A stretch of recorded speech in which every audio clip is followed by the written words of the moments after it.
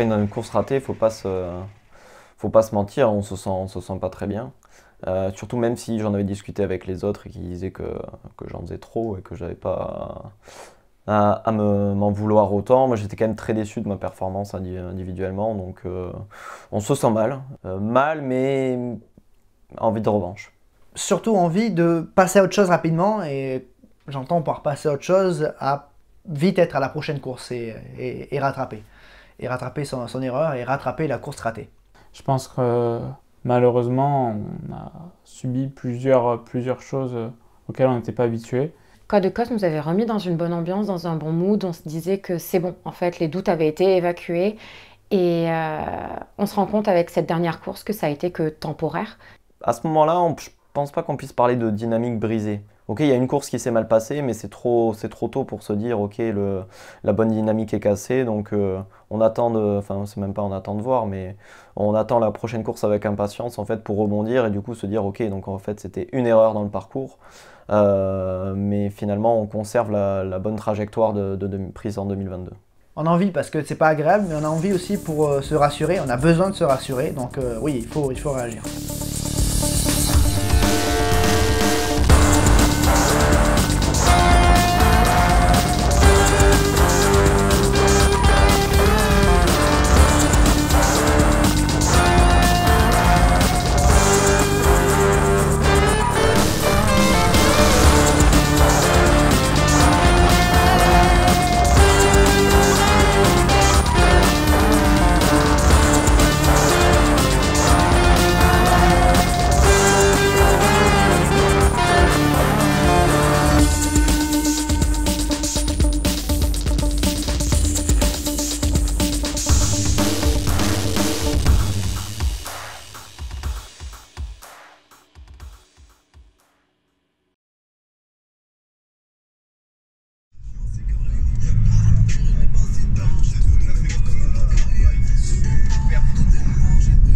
Ça fait longtemps qu'on nous parle d'Alès, qui a l'air d'être une superbe piste, autant en termes de tracé qu'en termes de décor naturel autour.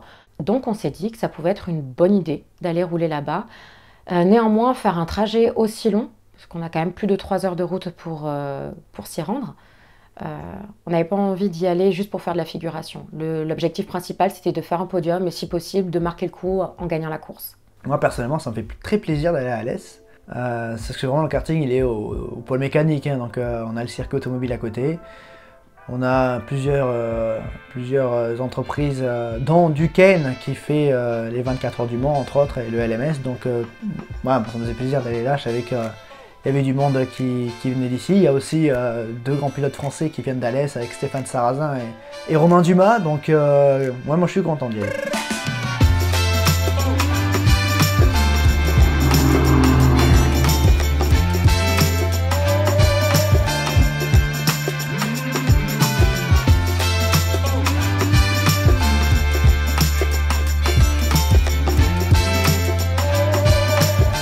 Premier tour, ça va glisser avec les pneus neufs. Personnellement, c'est quelque chose de riche, car voir comment marche en interne l'équipe le circuit, c'est se permettre de prendre de l'expérience sur comment c'est géré, comment les pilotes se sentent, comment ils abordent la piste, comment ils abordent toutes ces choses-là. Aussi fun et enrichissant que c'est d'être dans tout ce qui est social, c'est aussi très riche en termes de sport auto, on va dire, pour savoir comment ils abordent tout ça. Pour pas arriver la fleur au fusil et être complètement à la ramasse pendant la course, on vient du coup un jour avant pour découvrir la piste et être direct dans le rythme pour demain. Un petit peu de chance pour nous, je sais pas, mais en fait du coup c'était quand même un confort, c'est qu'il y avait pas, on était quasiment les seuls, donc on a pu s'en rouler qu'entre nous. Donc déjà on a pu rencontrer les patrons de la piste, donc super, génial, très sympathique. Et du coup on a pu partir sur le circuit pour lancer la découverte et l'entraînement.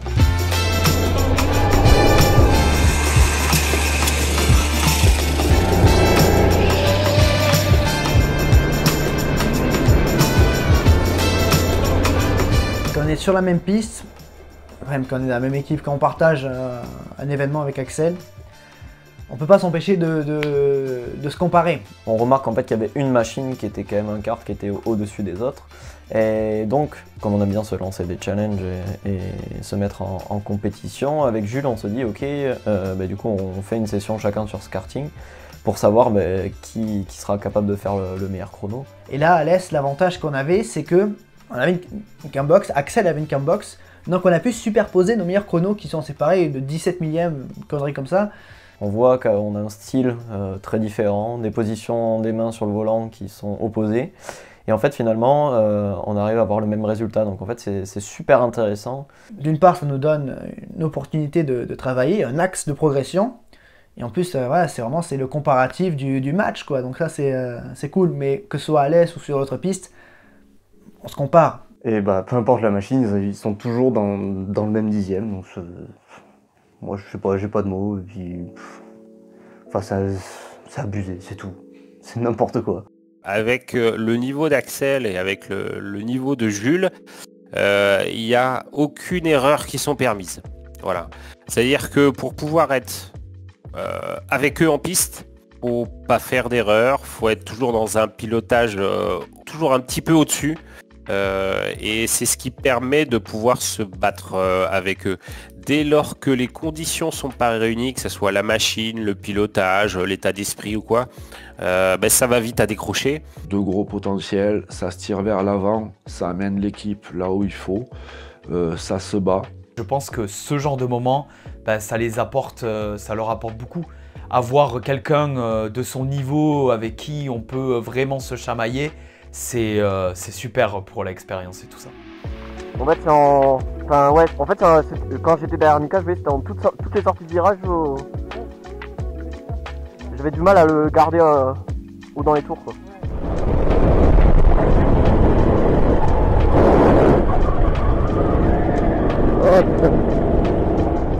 J'ai fait une connerie. Sinon j'étais à ton aspi, mais je me suis foiré. Au début, c'était la première session, donc j'aimais bien la piste, mais une fois que je suis sorti pour voir les temps et que je voyais que j'étais complètement garé par rapport aux autres, j'ai dit que j'aimais pas du coup. Voilà, juste un gros rageux, c'est tout. À la deuxième session, on inverse toutes les machines. Là, je suis un peu plus dans le rythme, 2-3 dixièmes de Jules et d'Axel, donc je me dis, ça y est, je commence à bien aimer, je pense que j'ai trouvé quelques petits trucs. Et la troisième session, je suis reparti dans mes travers, j'ai détesté parce que j'ai roulé moins bien alors que je pensais rouler mieux. Donc d'ailleurs à ce moment-là, alors je sais plus si c'est dans la première, la deuxième ou troisième session, je sais plus. Mais il y a Axel qui m'encule clairement du coup, moi je suis là, lui il arrive, il fait ça. Désolé, j'étais surpris par ton... Dans ma tête pour le lendemain à la course, je me suis dit ça va faire comme Code de Coast, je vais être à 8 dixièmes de mes potes et puis je vais pénaliser l'équipe et puis c'est tout. Donc je partais pas avec un très bon mood, on va dire. Voir Mika déçu, moi ça m'a rassuré. C'est son habitude du vendredi. Il n'est pas content et en fait du coup je pense que pendant la nuit ça le fait beaucoup cogiter et le lendemain il est de suite dedans. Donc moi j'ai aucun doute sur lui ni sur l'équipe. J'étais dans une bonne dynamique mais je me méfiais. Je ne me reposais pas justement comme à la course précédente sur ses bons résultats sur cet entraînement. J'attendais de voir le lendemain pour qu'on puisse se défoncer.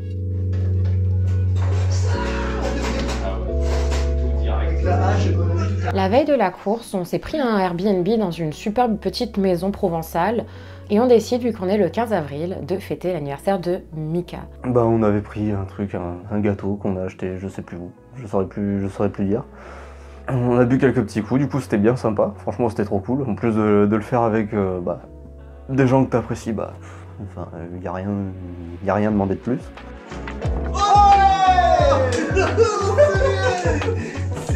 On va se refaire. Que ferait Matt Tyson? C'était à se poiler de rire. On a fait n'importe quoi. Mais t'inquiète, on va se refaire. Oui, c'est parti. Donc du coup, on massacrait le baby-foot. Ensuite, on préparait les pizzas et je faisais le con, mais un truc de malade, mais j'étais à fond. Et la pizza, oui, si, regarde. Qu'est-ce que Plus tard dans la soirée, avec Jules, on faisait les PNJ. Donc on se déplaçait comme dans les jeux vidéo, mais pendant une demi-heure. Non mais on rigolait de ouf. J'ai pas envie de me brûler. Attends, il y a ça de le... J'attendais pas moins, je savais que ça allait se passer comme ça un peu. Et mine de rien, ça a permis à tout le monde de vraiment tout lâcher, d'être détendu.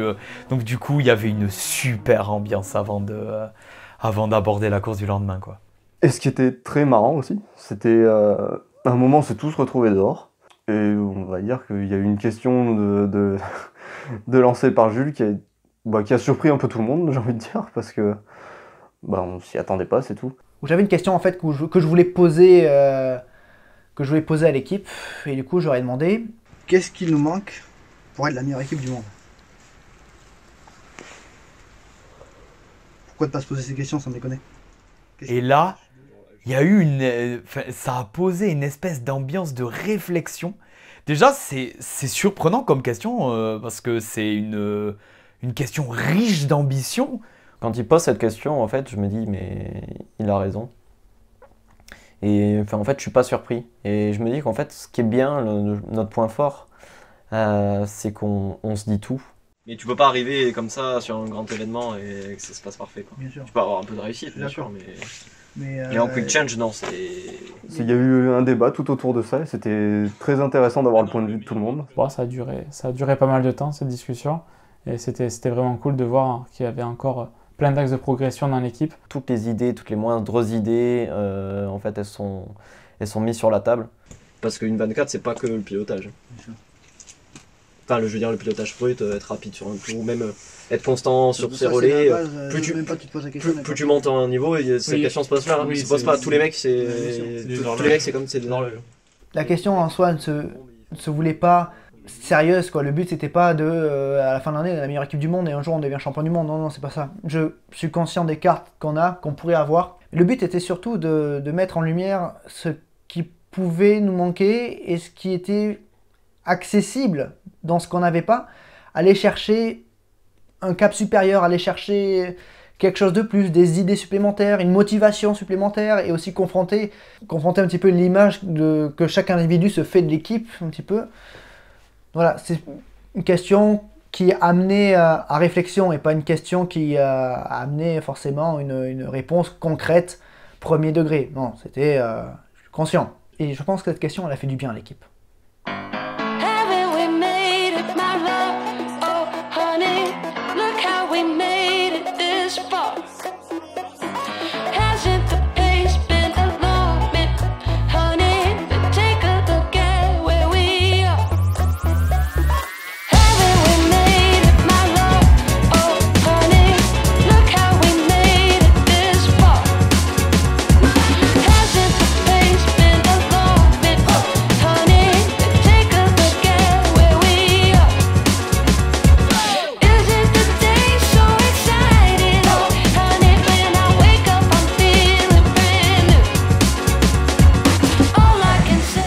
Deuxième fois pour l'équipe où on se retrouve confronté à ce type d'organisation, donc pour la 6 heures d'Alès, Quick Change, donc ce qui fait qu'on change de carte à chaque arrêt. Donc nouvel exercice, de plus à un endroit qu'on ne connaît pas. Autre interrogation, Teddy, qui n'était pas là pour les entraînements, qui nous a rejoint le soir, découvre la piste au moment des qualifications.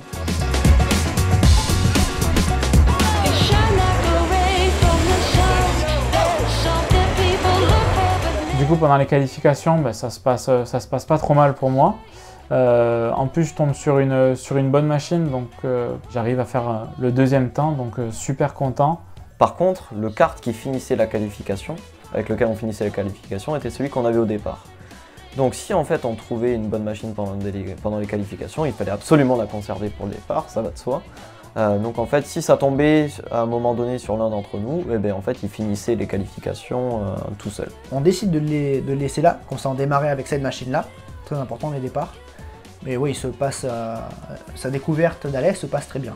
C'est toujours particulier pour nous quand on va sur une nouvelle piste, que peu de gens nous connaissent, et qu'on arrive directement à montrer qu'on n'est pas là pour rigoler, et que par exemple, là, on est devant les autres dès le départ.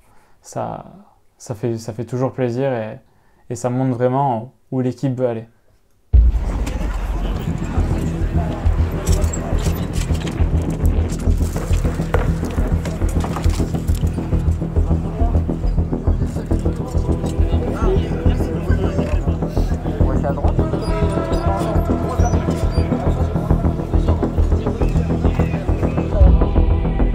Pour 6 heures, c'est pas la peine de se faire la guerre dès le début. Ah, t'inquiète, hein. T'as pas de soucis.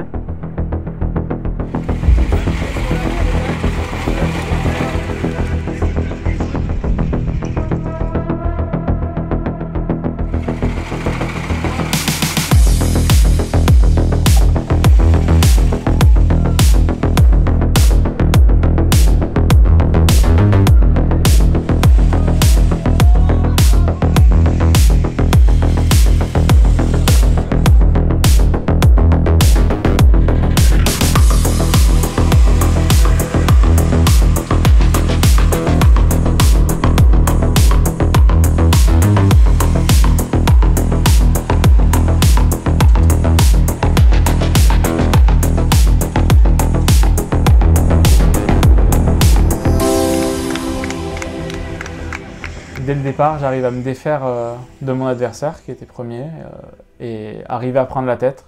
Et au fil des tours, j'arrive à m'échapper petit à petit, à grappiller les secondes. Donc départ au top. Il n'y a rien à dire là-dessus et on arrive à conserver la première place assez longtemps.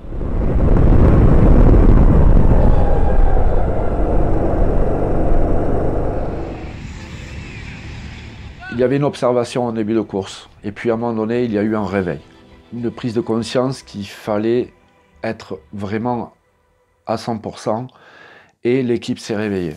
Dès qu'on a vu qu'il gérait sa première place, qu'il était dans le rythme, qu'il allait plus vite que c'était le plus rapide en piste, on a commencé à s'activer, nous, de notre côté, pour essayer de se répartir un peu les tâches, quoi. Donc quand s'arrêter, qui prend le relais ensuite, on était à fond dedans. Sur cette course, ça a été impressionnant de voir à quel point, du coup sur un exercice plus difficile qu'à Côte de Coste, parce qu'on était sur un circuit qu'on ne connaissait pas, avec aussi de très bons adversaires, c'est que tout le monde, chacun son tour, que ce soit dans le kart ou en dehors, était concentré, investi et rapide. Ce qu'il y a de bien, c'est que ce déclic, il n'a pas duré juste 10-15 minutes, non, ça a duré pendant les 6 heures. Et là, on sent que tout le monde a pris sa place, tout le monde a servi à quelque chose dans l'équipe. Tout le monde était concentré vraiment dedans. Ça a donné l'image d'une équipe sereine, qui savait ce qu'il avait à faire et qui a montré de grosses performances. Ça déroule, il n'y a pas d'accro et tout se passe bien.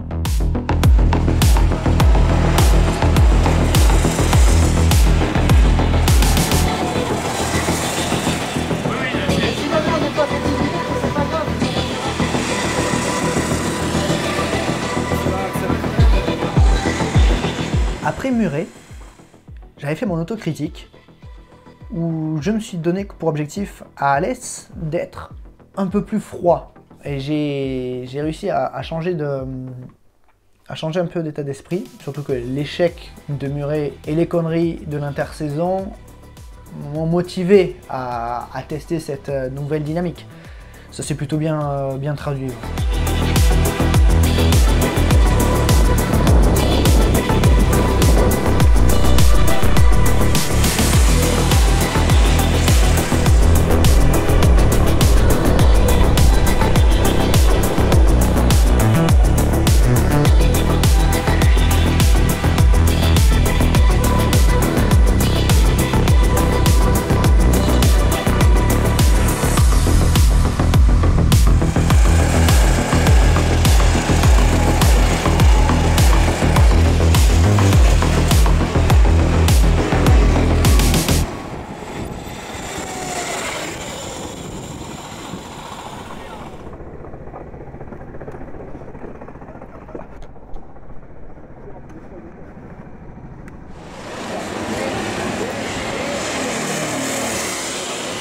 Pendant cette course, c'était une première pour nous, il y avait 2 catégories. Les 3,90 et les 2,70. Ça arrive quasiment jamais. Et c'était très intéressant parce que on n'avait jamais fait de course, enfin moi personnellement je n'avais jamais fait de course avec 2 catégories différentes en même temps. C'était différent, ça ressemblait plus au format endurance qu'on a l'habitude de voir dans les catégories supérieures. Il faut avoir une intelligence en trafic, savoir être suffisamment agressif pour ne pas perdre trop de temps, mais être assez intelligent et clairvoyant pour ne pas se foutre dans la merde et partir au tas. Donc je pense que ça a été une de mes forces dans cette course, dans le sens où j'avais déjà pratiqué ce genre de situation, de cas de figure avec les jeux de simulation où tu te retrouves, quand c'est en proto, tu te retrouves face à une GT, il faut savoir ne pas doubler et il faut savoir doubler. Mais franchement, j'ai adoré. Vraiment, j'ai trouvé ça trop bien.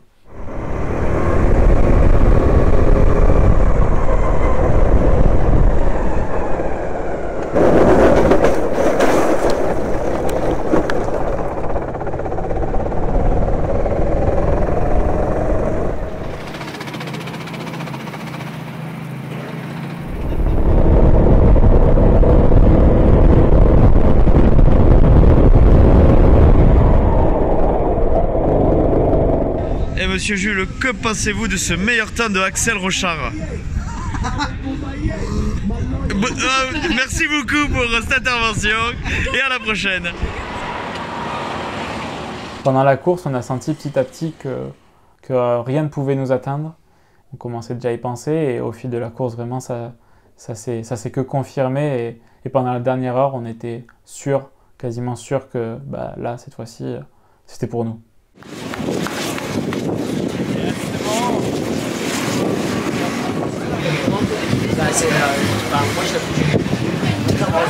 Après le début de course et après plusieurs arrêts au stand où on a vu qu'on arrivait à récupérer sans arrêt les cartes les plus rapides, on a quand même commencé à avoir une avance considérable et bien consolidée sur nos concurrents.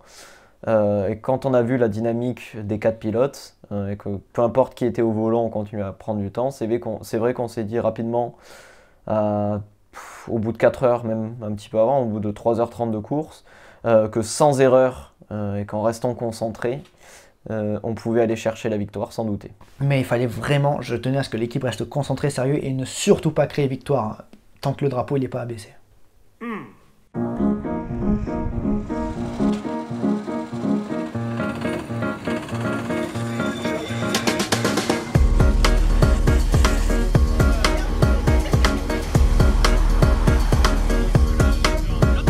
Goes up, heart goes down. We fall in love and we fall back out. I'll give you anything you want, anything you want, anything. Just don't tell me no. You stop it still, then you make it rush. You're like a pill that I just can't trust. You tell me to stop, but I keep on going. Tell me to stop, but I keep on going. Tell me to stop, but I keep on going. Keep on, keep on, keep on. You'll never stop this thing. I'll never let you go. Well, who am I to say? Maybe by now you should know. You're calling, you think you're somebody, don't you? I think you're scared of keeping somebody close. You'll never stop this thing. I'll never let you go. Et bon anniversaire du coup! Pour moi, c'est sans aucun doute la meilleure course de l'équipe à laquelle j'ai assisté. Je pense sincèrement que oui. C'est pour moi la meilleure course de l'équipe. C'est que la 3e course, donc c'est pas très représentatif, mais comparé aux autres années, je mettrais en premier celle-là parce que tout le monde était à fond dedans, tout le monde était dans le rythme. Même moi qui pensais que j'allais être complètement garé dès le premier tour, j'ai vu que j'étais dans le rythme, donc c'est bon, cette idée était sortie de la tête. Je savais ce qu'il fallait faire pour être dans le rythme. La palette pour réussir un événement pareil était assez large, avec tous les aspects du règlement. S'ajoute à ça le fait que ce soit une nouvelle course, une nouvelle organisation, un nouveau circuit, pas une nouvelle course mais un nouveau circuit. Et dans l'exécution, dans l'implication et dans la volonté individuelle mais collective aussi de l'équipe, c'était la meilleure performance. Et puis si on parle de manière un peu plus simple, en termes de rapidité en piste et de vitesse de chacun des pilotes, c'était une réussite totale. Donc Oui, non, Alès, pour moi, c'est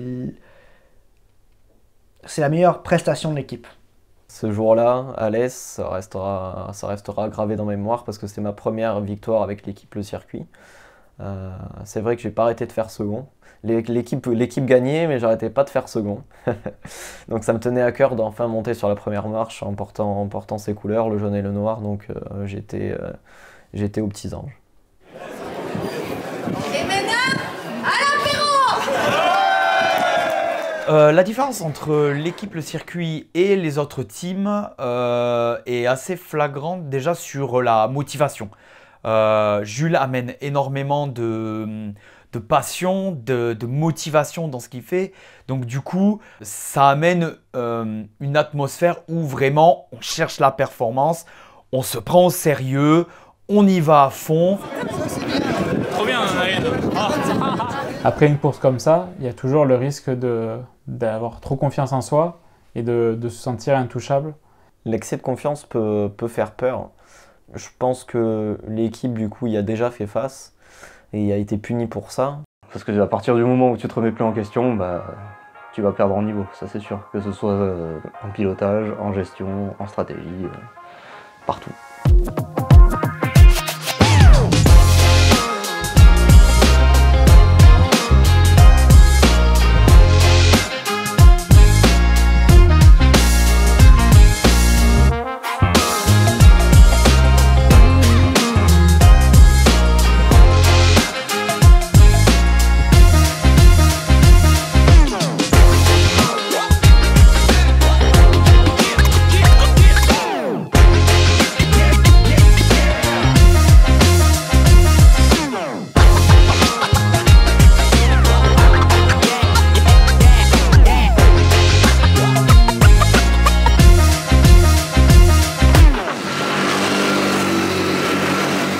Nous devions rembrayer sur une nouvelle 24 heures cette année et malheureusement elle a été annulée.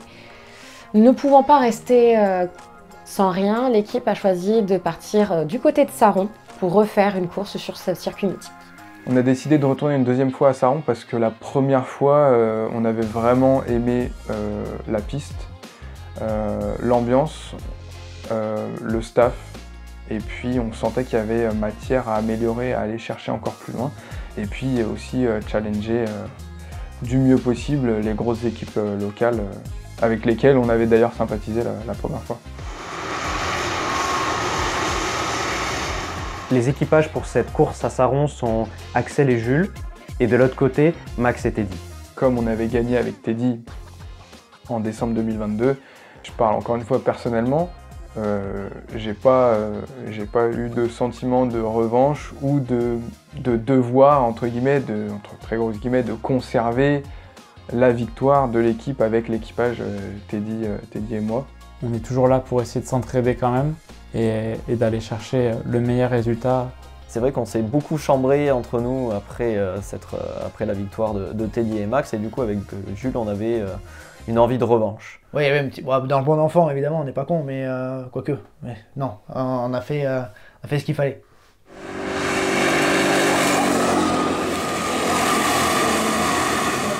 On se rend vite compte que les deux machines qu'on a tirées étaient vraiment très correctes, plus que correctes.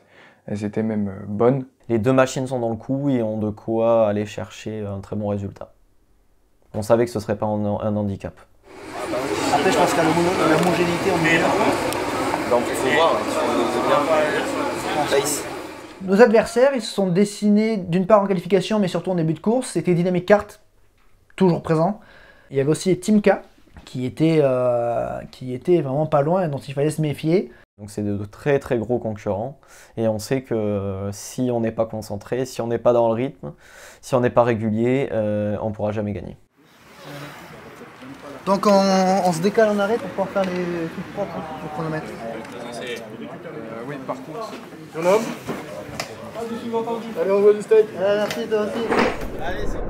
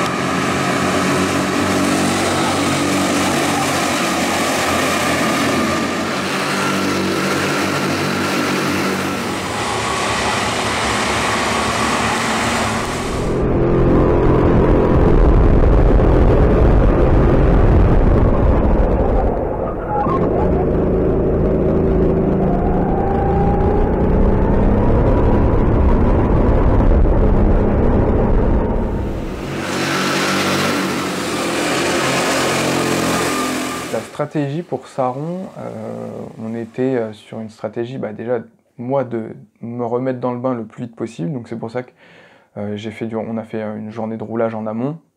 C'est Teddy qui prenait le départ, essayait de creuser, et moi mon job c'était de taper des longs relais en essayant de maintenir au maximum l'écart que Teddy avait creusé. Et avec Axel, nous on restait vraiment sur notre plan de marche, relais lent et être le plus régulier possible. Voilà, c'était assez basique. Chacun sa stratégie entre les deux équipes pour pas qu'on puisse se gêner. Donc bien entendu, on peut s'entraider. Mais c'est surtout, si on se croise sur la piste, ne pas se gêner, hein, ne pas se battre, ne pas se ralentir mutuellement en course. Et du coup, c'est ce qui se passe. On se croise sur la piste à des moments différents, mais en fait, on s'entraide. C'est-à-dire que le pilote plus rapide passe, parce que c'est vrai qu'on était concurrents, on avait un matelas d'avance qui faisait qu'on pouvait se concurrencer, mais on ne se faisait pas perdre de temps. Voilà. Donc ça a été toujours dans l'optique de se tirer vers le haut.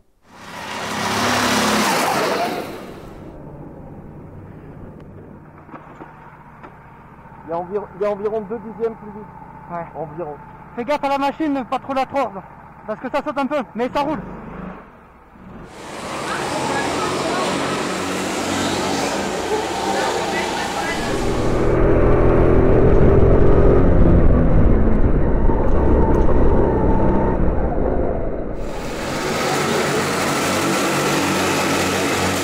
Pendant cette course, Max m'a vraiment impressionné. Il a réussi à se mettre dedans directement et à aligner telle une horloge de très très bons chronos tout le long de la course. Saron, c'est un peu la course où il fallait pour moi concrétiser, donc vraiment le point de bascule entre toutes les nouvelles choses que j'ai pu apprendre du pilotage.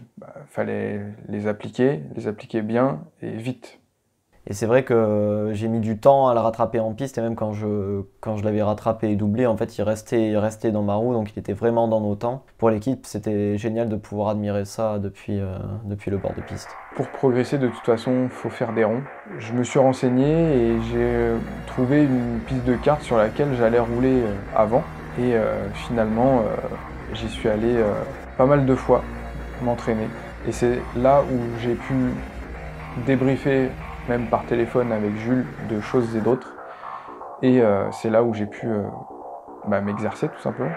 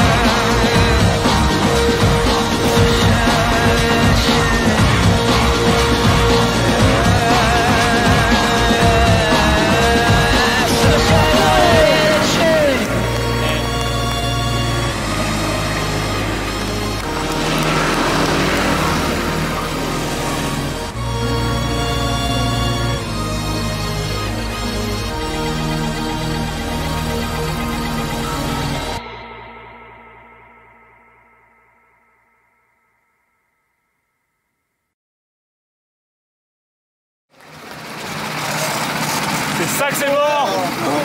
Bien joué mon poulet.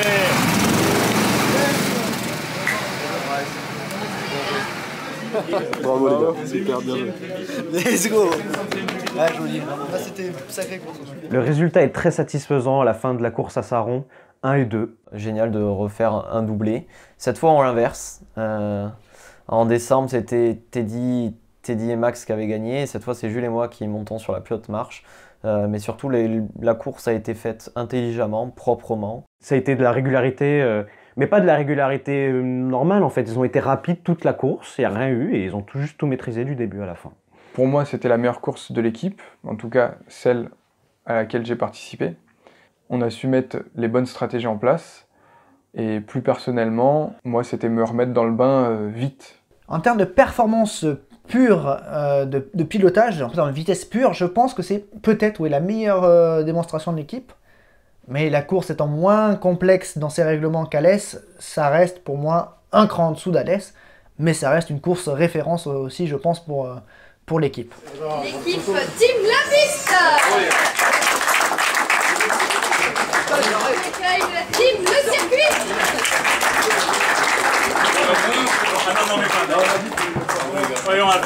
Ce début de saison 2023 est excellent. 4 courses, 3 victoires, 2 doublés. L'entame de saison est extrêmement positive. Donc même s'il y a eu, on va dire, une petite alerte à Muret sur l'organisation, les erreurs de pilotage et tout ça, on reste sur un bilan quand même très positif parce que les performances sont quand même là. Je pense qu'on a bien réagi parce que au moment où on a fait l'erreur de se contenter de nos performances et d'être en surconfiance, on a su réagir, on a rebondi de la meilleure des manières. Donc pour moi, le début de saison est très bon, surtout qu'on a découvert une nouvelle piste et qu'on y a performé. Donc on est sur une très très bonne dynamique sur ces 6 premiers mois. Mais il y a quand même un point à garder en tête, c'est la cohésion d'équipe, l'implication de chacun. Et donc c'est ce qu'on va pouvoir voir sur la deuxième partie de saison, si ça s'améliore ou si ça s'aggrave.